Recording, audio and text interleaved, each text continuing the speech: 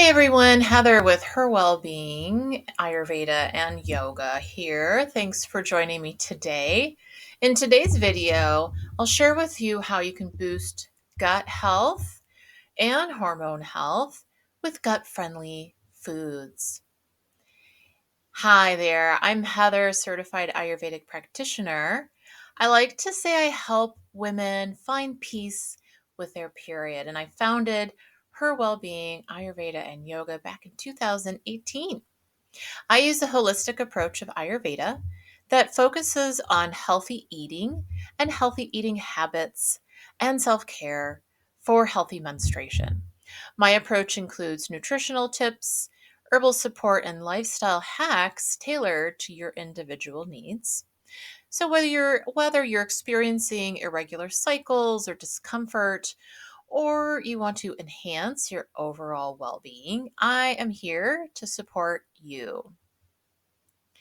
What is Ayurveda? Ayurveda, with its rich tradition and time tested practices, offers a unique perspective on women's health and well being that I really love. By aligning our daily routines and our diet with natural rhythms and understanding our constitution, we can achieve balance and harmony. Let's embrace the wisdom of Ayurveda together and create a harmonious relationship with our bodies. Let's dive into hormones and your gut. Did you know? Did you know that your gut health is a major factor in hormone balance? Yes, it's true. There is a microbe population living in your gut, particularly in the small intestines, involved in female hormone balance called the estrobolome. The estrobolome is responsible for one essential task, hormone task, and that is metabolizing estrogen. Yes.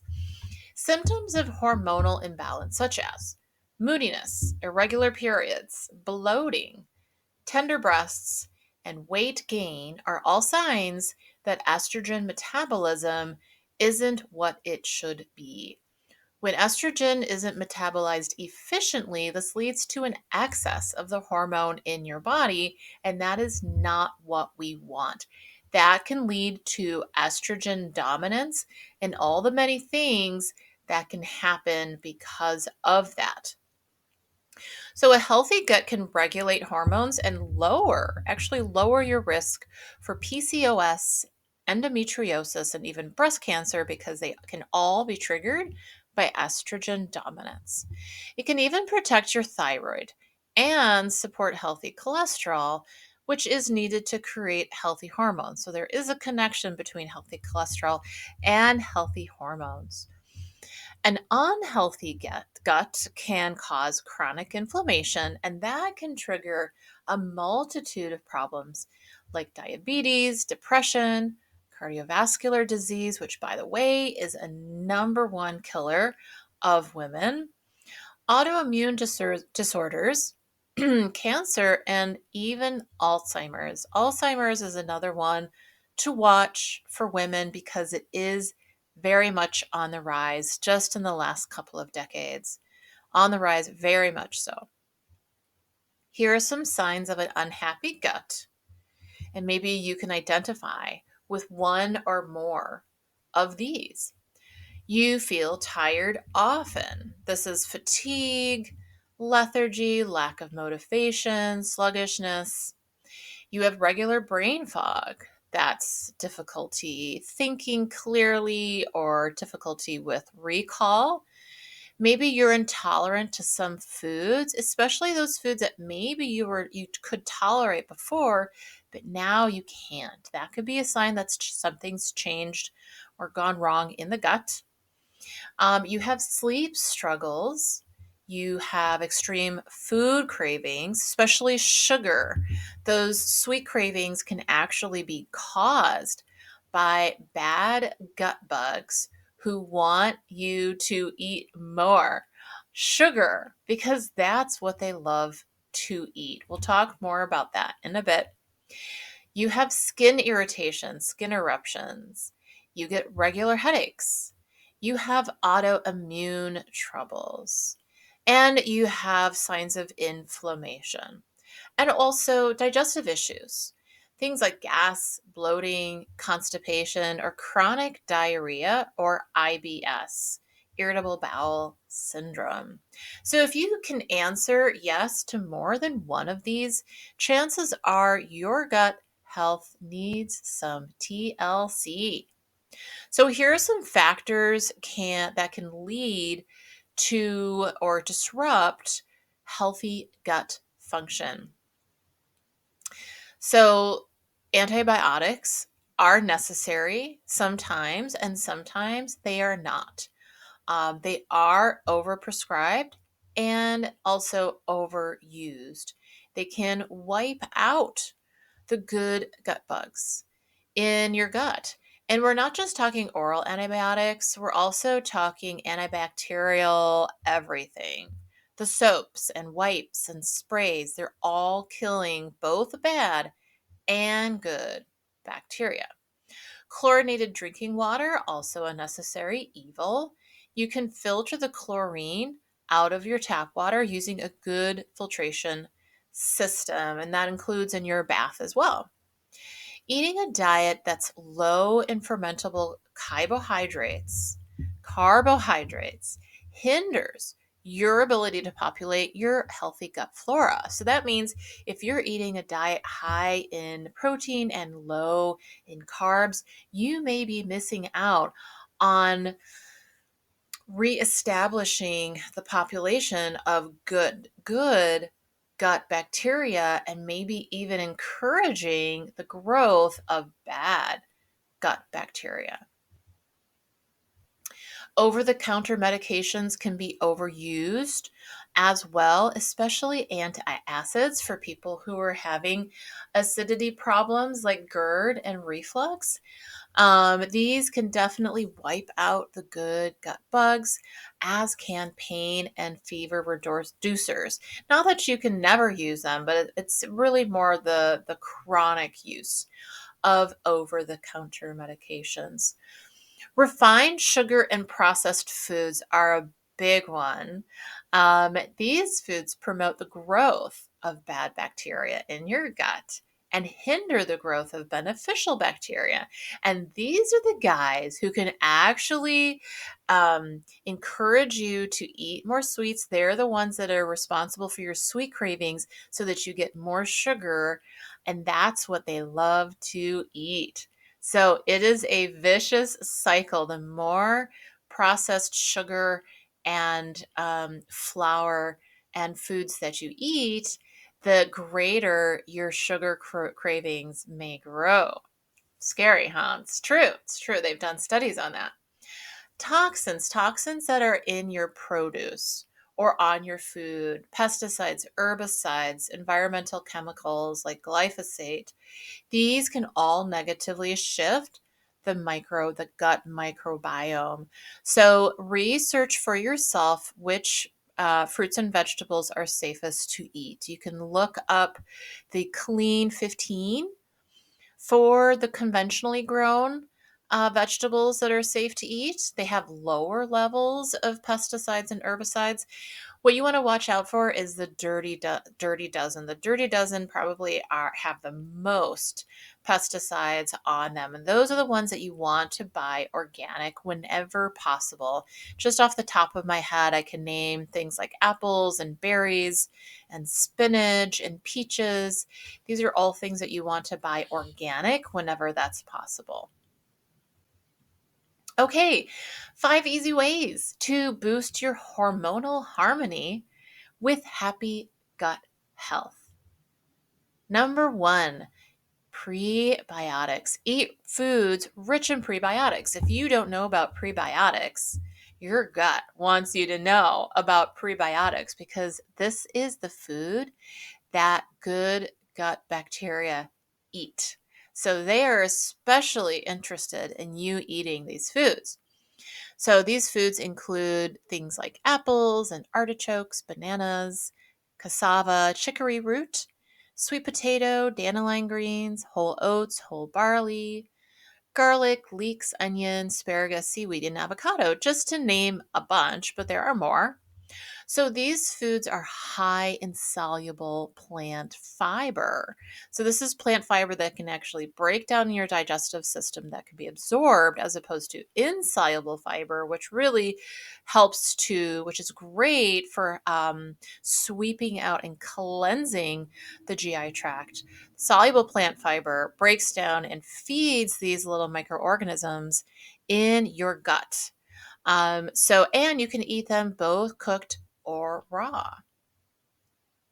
Super duper important. Basically, most plant fibers are going to be received very well in your gut. That's what they're interested in. Again, as I said, those folks on high protein diets, they're just not as happy with those. So if you're doing that, make sure that you are getting plenty of prebiotic and probiotic foods. That's next. Probiotics are the beneficial microorganisms that are found in your gut. And then you can also find them in these foods, particularly lacto fermented vegetables. And I say lacto fermented vegetables because that is a specific process that grows these types of microorganisms. So you'll find them in sauerkraut and kimchi, other cultured vegetables. You can find carrots and beets and all sorts of fermented vegetables.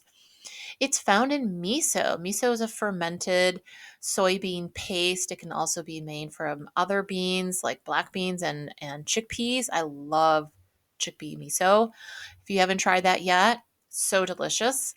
Um, you'll want to find the ones that are lacto fermented, not the ones, and they're usually refrigerated, not the ones that are shelf stable. The vinegar vegetables, these are in a vinegar brine, and they're usually cooked in this vinegar brine. So there's no beneficial microorganisms in there. Tasty, maybe, but no microorganisms that can feed your gut. Fermented dairy products like yogurt, of course. There's also other cultured dairy products that you can try. Cultured butter is a great way. Also, cultured cottage cheese is also really good. You might also try probiotic drinks. Kefir is excellent. It's full of probiotics, way more than yogurt. And I think really what tops it is the veggies. The lacto fermented veggies have the most probiotics.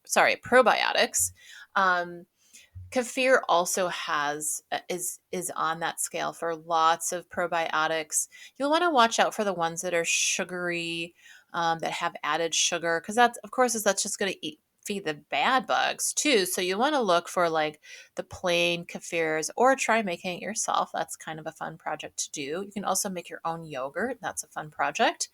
Kombucha is also a probiotic drink. And we know that kombucha can be a little bit of an inflammatory for some people. So if you can tolerate it, really a little goes a long way. Same for kefir.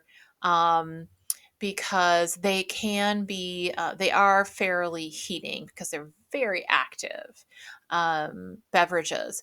Lassi is made from yogurt, so it's a little gentler. It has less probiotics in it, but still beneficial. So a lassi is diluted yogurt that's water and digestive spices, and I have a recipe for that for you. But first, I want to share my easy peasy sauerkraut recipe. It is so easy and it's a great way to get some probiotics in your gut.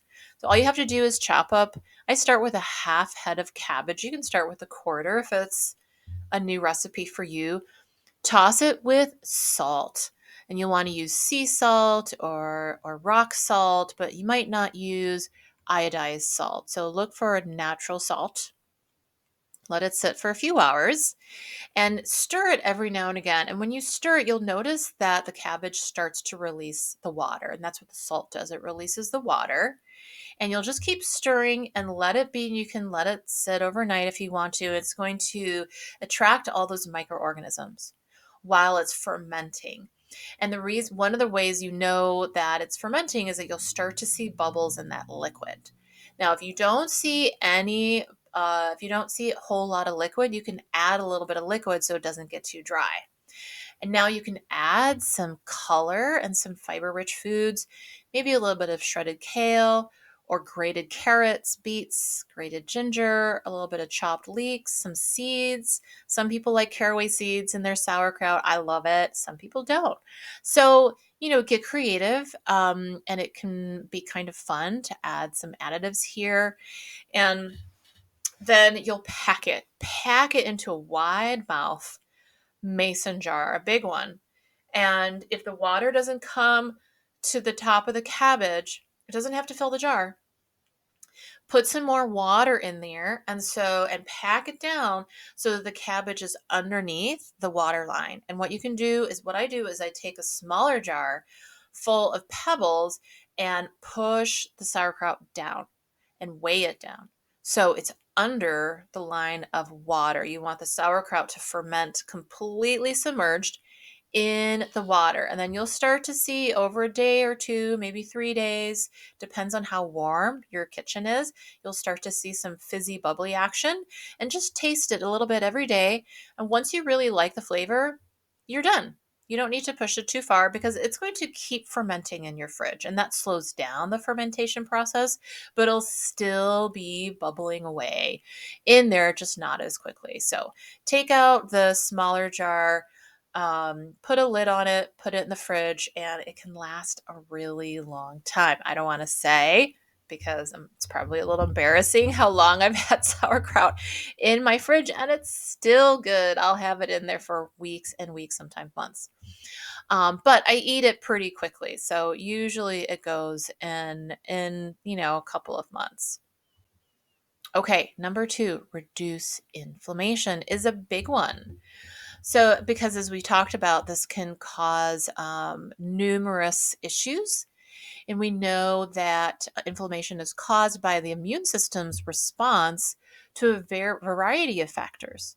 This could be a food intolerance, this could be stress, it could be a poor diet, right? So, if we have a diet that's full of processed flours and sugars, um, there can be more inflammation in your gut.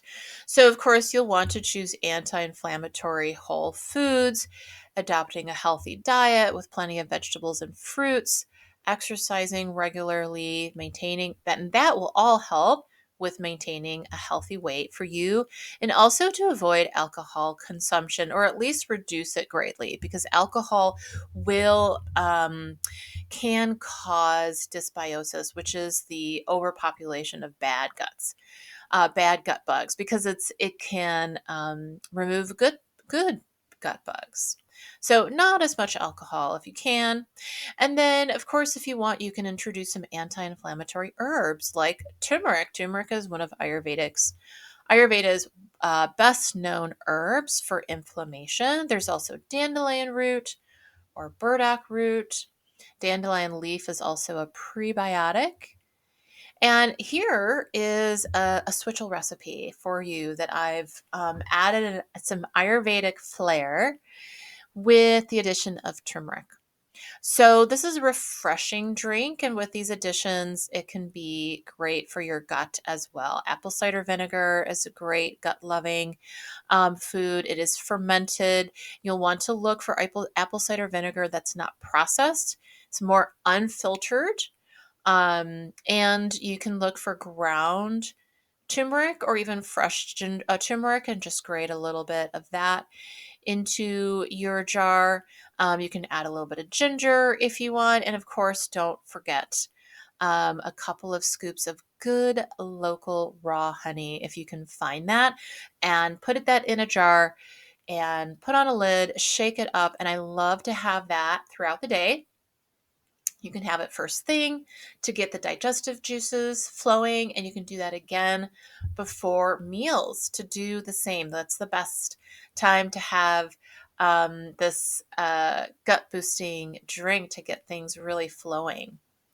Number three, you can reduce your exposure to antibiotics. And we've already talked about this a great deal, so I won't belabor this. But yes, they are overused, so only use them when they are absolutely necessary. And that is a discussion for you and your doctor when antibiotics are prescribed.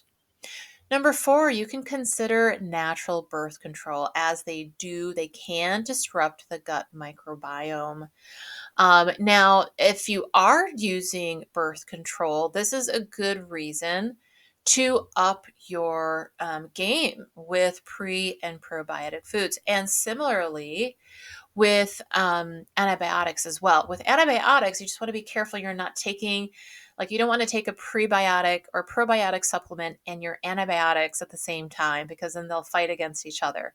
You'll want to stagger between antibiotics and your probiotic supplement. Speaking of which, number five, you can take a probiotic supplement. Of course, my opinion is that food source is best and it's fresh. But of course, there are some cases where probiotic supplement may be helpful. So, for example, if you've had of course, of chronic infections and you've been on antibiotics for quite some time, if your gut is very, very sluggish, if you've had a run in with chronic yeast infections or candida. So all of these reasons is they're good ones to maybe take a supplement as well. That said, do your research and choose one that is reputable and that has been studied by a third party, and so that the ingredients are what they say they are and they're doing what they say they're doing. And so that is necessary because supplements are not regulated, and companies can throw stuff in there that really are completely unrelated. So do your research and pick out the right ones. Usually they're a little bit more expensive and usually they are refrigerated. That's a good sign that there are living beings, living organisms in those supplements. And by the way, the gut balance can be a root cause, as we've established, for other imbalances elsewhere in the body.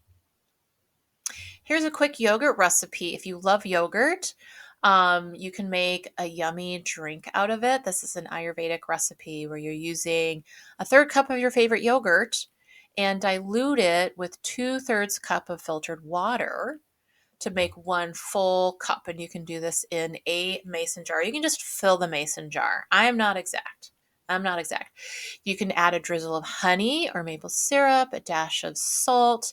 You can add a dash of sweet spice like cinnamon or cardamom. You can even add a dash of turmeric to this yogurt drink as well.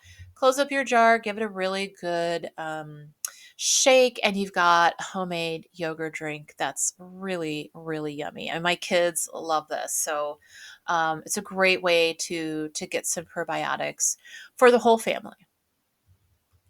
Okay, here's a bit about probiotics. And it gets a little specific because there are lots of different probiotics, many, many, many different strains. And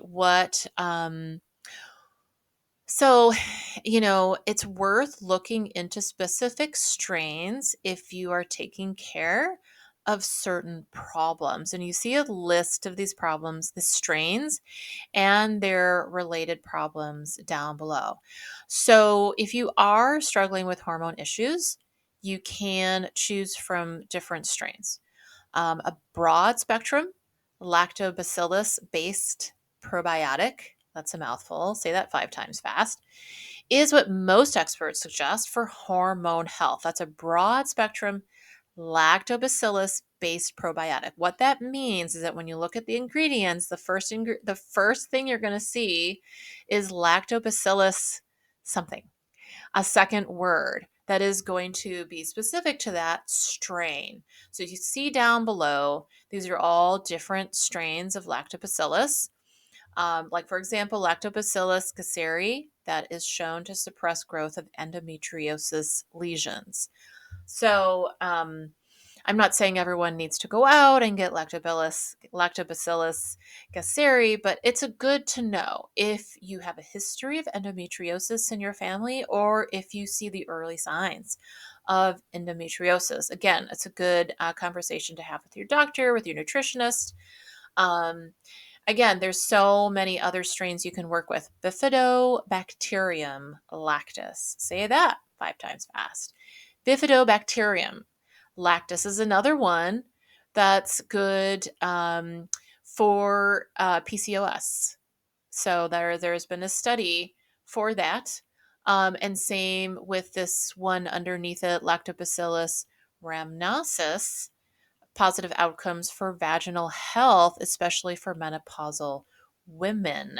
So, do your research, look around, and there are definitely different strains for you to use without just choosing one haphazardly. I mean, you can and see if that works for you.